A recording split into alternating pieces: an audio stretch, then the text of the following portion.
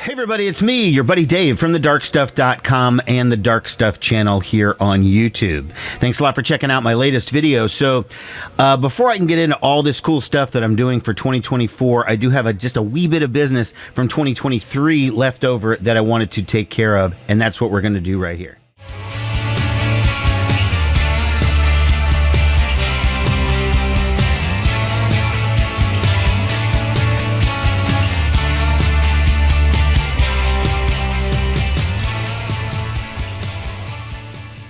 I don't know if you noticed or not, but my video output has been a little bit light lately. I kind of got myself into a bit of a funk, and I've always been very dismissive of the notion of seasonal depression, because I lived with somebody and she always said, "Oh, I have seasonal depression." And I was like, "You're always depressed. Like that's not seasonal. That's every season." We have had some really extreme weather here in Nebraska. Now, I've lived in the Midwest my entire life, almost my entire life, and I'm very familiar with the cold. I'm very familiar with snow. I've dealt with it, like I said, ever since I was born. So it's not something that I'm super, afraid of or anything or have an issue with. But we had more snow in Nebraska in a week-long period than we've had since the 70s. We had almost 2 feet of snow. And we had, on top of that, record cold, which was about minus 17 Fahrenheit before the wind chill. I don't know what that is with Celsius. I'm an American, and we have our own stupid system, so don't ask me what that means. Bottom line is, it was so cold that I couldn't even be outside to shovel the snow, and my snowblower didn't work. Look, I'm not trying to make a million excuses. People up in the Northeast know what I'm dealing with and whatever, and they've had their own experiences with it. But the point is, I started feeling really hopeless, like I was going to be stuck in my home, and I started just going nuts. And I was watching a lot of videos, but I wasn't making any videos because I just didn't feel like getting on camera or doing anything. I was kind of bugging out my own little world, and it was just me and my 2 feline roommates. They were happy because they had a lot of extra time with me, but for me, I was starting to bug out, like thinking I was never going to be able to leave my home. And then I finally got cleared out, and then it snowed again.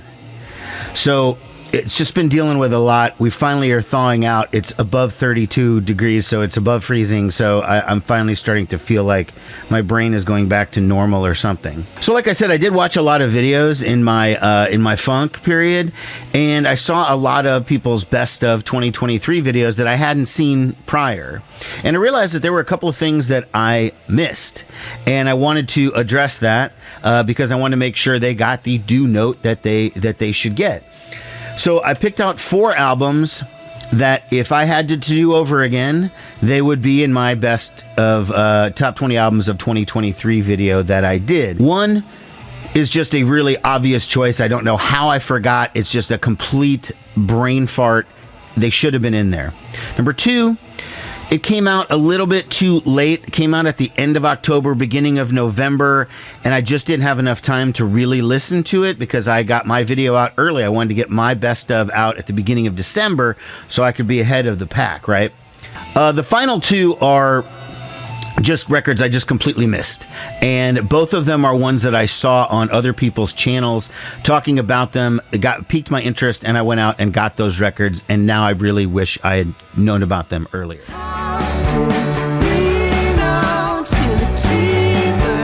Okay, so the one I was talking about as the obvious one is from Boygenius, the record. Okay.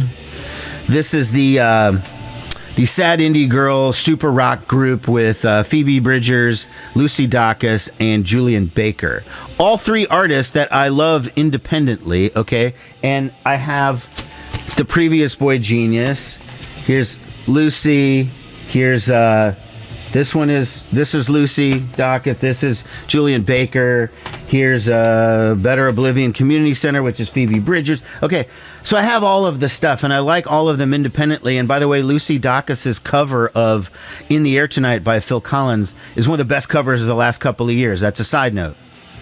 Anyways, even though I was very, very familiar with the Boygenius record, I don't know why, but it just blew right by me, and I completely forgot to put it on any of my countdowns. I mean, this is a fantastic fucking record.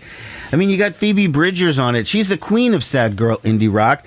And what's so cool about her is I just like her personality. She seems like a fun person to hang out with, you know? They all sort of do, actually. You'd listen to the record and you think they'd be these real sad, serious, kind of dark people. But they seem like they're a lot more fun when they're not performing. And that's actually not a dynamic unique to them.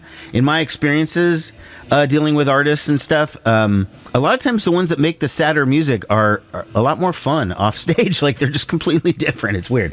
Anyways, you probably heard of the Boygenius record. They're a very popular band. They performed on SNL. They were on Jimmy Kimmel. They were on Stephen Colbert. The video for $20, the song $20, I think had almost like 4 million views. So, okay, so they're hardly an obscure group, you know? But I did feel stupid that I overlooked them. They might not have made the top 10, but they definitely would have made the top 20. This is very well crafted, amazing lyrics. All three of them are brilliant lyricists. It is kind of sad, and it is kind of like melancholy and sort of dark, and you have to be in the right frame of mind. I'm shocked that these women are as popular as they are. I don't mean shocked in like a bad way. I just mean shocked like that's awesome that this stuff gets a fair viewing, more than fair, because they're actually quite popular. So that is the first album I forgot from 2023. You're gonna have to watch for the signs. Okay, now the one I mentioned that came out too late in the year and I didn't really get a chance to fully absorb it would be this one, The Mountain Goats, Jenny from Thebes. Now, over the last couple of years, I've really gotten into the Mountain Goats. I mean, I've really liked, I'm just looking up my phone so I can remember the records, Bleed Out.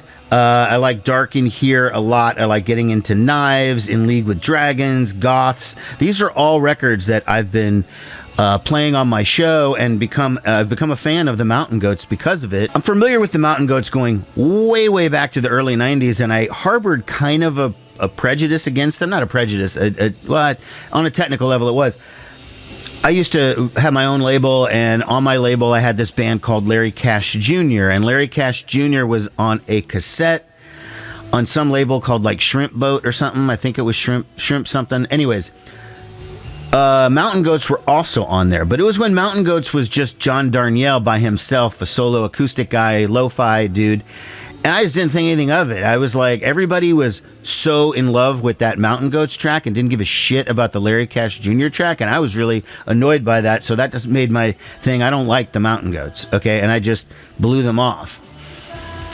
And I kept hearing about them over and over and over and over the years, and they formed into a real band, and it's not just John Darnielle. This one came out at the very, very end of October, and I did get a copy of the single. It was called Clean Slate. I started playing it on my show. And then about the time where I started wondering whatever happened to that rest of that Mountain Goats record, I felt like I just breezed by, and it was already December, and I was making my list, and I didn't include it because I didn't really have a chance to listen to it.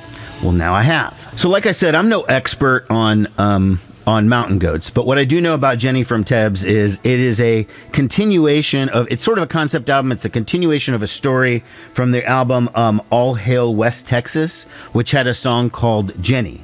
And this is Jenny's story fleshed out into an entire album. That record came out 20 years ago. Not familiar with it. Probably you're not either. But that record is well known because it does have one of the Mountain Goats' most popular songs. And that is the one about the best ever death metal band from Denton. Or whatever. It's a funny song. Anyways, Google it. Look it up on YouTube. So the Mountain Goats play a sort of lighter, more sophisticated, borderline jazzy type of indie rock, and their drummer is John Worster, who spent 30 years as the drummer of Superchunk. He recently left that band to go with the Mountain Goats full-time. He's also Bob Mould's drummer. Credible guy. A lot of the stuff on this record, look, even if you don't understand the concept, and I don't, I'll be straight up with you. You don't even need to, because you can just enjoy it anyways. It's just like a fun, pleasant listen. You can tell John Darnielle is a wordsmith, a very wordy guy. He's an author, and he writes books. He's very, very good. He's telling stories and whatever.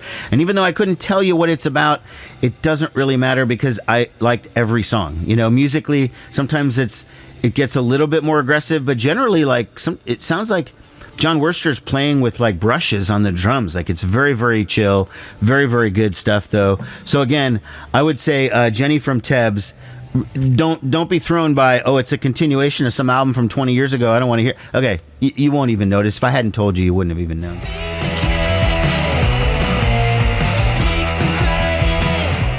Okay, and then the third one, this is the one that I'm just so pissed at myself about. It's called Hello Mary.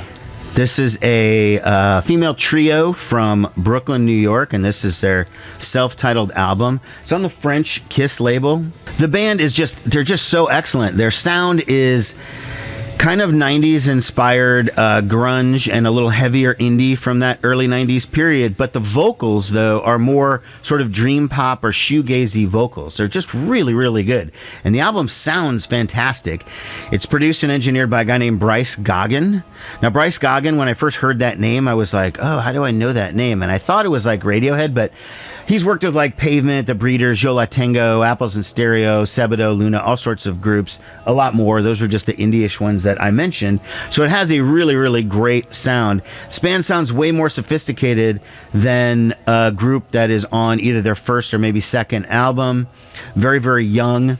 Again, to have that more sophisticated kind of a feel for a group that's so young. Great songwriting, great playing. I feel like a fucking idiot that I missed the boat on this one. And in fact, some radio promoter emailed me when I started playing it on my show and was like, hey, the campaign for this was a couple months ago. Why did you start playing it now? And I told him I missed it when it came out. I guess I didn't notice your emails or whatever.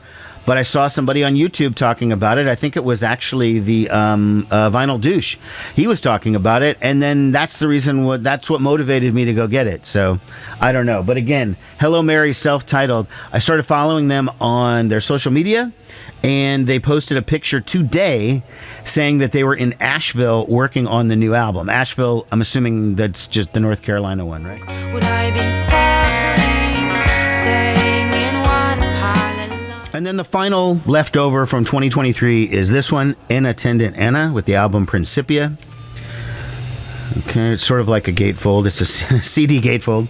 I made a passing mention to these guys in a video towards the end of 2023, but only to say that I missed it, and then I found out because of the Vinyl Douche and the Vinyl Potato, both those channels talking about it, that this was a record that I thought I would like. Now, In Attendant Ana is a band from France, and they play a French guitar indie rock. They sing in English, thankfully, because as an American, if it was in a language that wasn't my own, I would have no use for it. The singer-songwriter in the band is this woman, Margot Boschton. I don't know how you pronounce it. Anyways, this is the band's third album. They do have a very, very strong resemblance to Stereolab, but it's Stereolab minus the droning keyboards. So in other words, when you hear Stereolab, you hear this kind of French British, like sophisticated pop, and you also hear this droning keyboards. Okay, well, if you take out the droning parts, and you just focus on the pop, and you make it a more stripped down guitar sound, that's what you'd have with In Attendant Ana. Great, great stuff. I really like the entire song. It starts off with the title track, and it is just does not let go from that point onward. So this would have been probably my top 10. I mean, definitely Hello Mary would have, and that would have probably been too. So my countdown would have been slightly adjusted, but that's what happens, man, when you try to get out there early and be the first to get your video out there, then you end up missing a couple of other things. So anyways, I just wanted to touch base about that before I start diving real deeply into 2024. I don't want it to seem like I forgot those.